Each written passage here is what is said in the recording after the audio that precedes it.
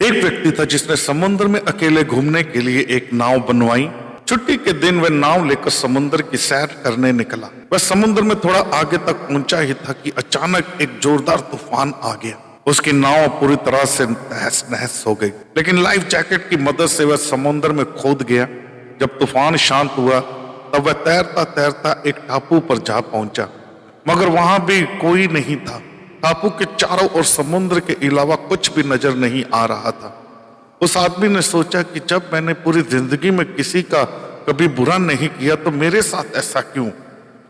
उस इंसान को लगा कि परमेश्वर ने मौत से बचाया तो आगे का रास्ता भी परमेश्वर ही बताएगा।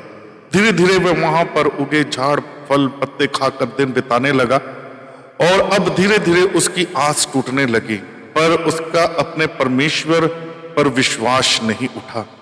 फिर उसने सोचा कि अब पूरी जिंदगी यहीं इसी टापू पर ही बितानी है, तो क्यों ना एक झोपड़ी बना लूं। फिर उसने पेड़ और झाड़ की लकड़ियों से एक छोटी सी झोपड़ी बनाई। उसने मन ही मन में सोचा कि आज से झोपड़ी में सोने को मिलेगा, आज से बाहर नहीं सोना पड़ेगा। रात हुई थी कि अचानक से मौसम बदला और बिजली जोर जोर से कड़कने लगी। तभी अचानक एक बिजली उसकी झोपड़ी पर आ गिरी और झोपड़ी जलने लगी, और यह देखकर वह व्यक्ति टूट गया। आसमान की तरफ देख करके बोला, या परमेश्वर, ये तेरा कैसा इंसाफ है। तूने मुझ पर अपने रहम की नजर क्यों नहीं की। मैंने हमेशा तुझ पर विश्वास किया।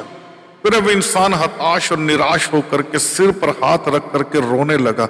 अचानक ही एक नाव टापू के पास आई। नाव से उतर करके दो आदमी बाहर आए और बोले कि हम तुम्हें बचाने आए हैं। दूर से वीरान टापू में जलती हुई झोपड़ी देखी और लगा कि कोई उस टापू पर मुसीबत में है। अगर तुम अपनी झोपड़ी नहीं जलाते तो हमें पता नहीं चलता कि टापू पर कोई है। उस आदमी की आंखों से आंसू गिरने लगे। उसने ईश्वर से माफी मांगी और बोला कि ये परमेश्वर, मुझे क्या पता था कि तूने मुझे बचाने के लिए मेरी झोपड़ी जलाई थी। यकीनन तू अपने लोगों का हमेशा ख्याल रखता है। तूने मेरे सब्र का इम्तिहान लिया, लेकिन मैं उस इम्तिहान में फेल हो गया। वो कहने लगा खुदा से, परमेश्वर मुझे माफ कर दे। दिन चाहे सुख के हो या दुख के, परमेश्वर अपने लोगों के साथ हमेशा रहता है। हम मनुष्य एक बार परमेश्वर से रूठ सकता है, लेकिन परमेश्वर लोगों से कभी नहीं रूठता। वह हमेशा अच्छा ही करता है।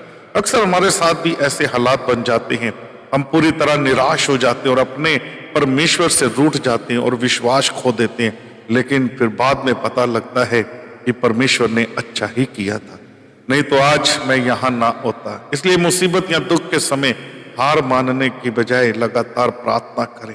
क्या पता कब परमेश्वर अद्भुत काम आपके जीवन के अंदर कर दे। परमेश्वर सबको आशीष दे। Thank you.